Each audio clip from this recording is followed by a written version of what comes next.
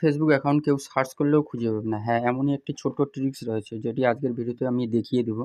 তো এটা করার জন্য আমরা সর্বপ্রথম চলে যাব মোবাইলের যে ফেসবুক অ্যাপ অফিসিয়ালটি রয়েছে সেটি আমি ওপেন করে নেব। ওপেন করার পর উপরে যে 3 ডট লাইন রয়েছে সেখানে আমি ক্লিক করব। এখান থেকে ক্লিক করার পর নিচে চলে যাব সেটিং অ্যান্ড প্রাইভেসি। এই সেটিং অ্যান্ড প্রাইভেসির মধ্যে আমি ক্লিক করব। এখান থেকে ক্লিক করার পর আর একটি সেটিং পাবো। এই সেটিংয়ে চলে যাব আমি। সেটিংয়ে চলে যাওয়ার পর এখানে দেখতে পাবো একদম নিচে এখানে লেখা রয়েছে how people find and contact you. এই যে এই অপশনে আমি ক্লিক করব।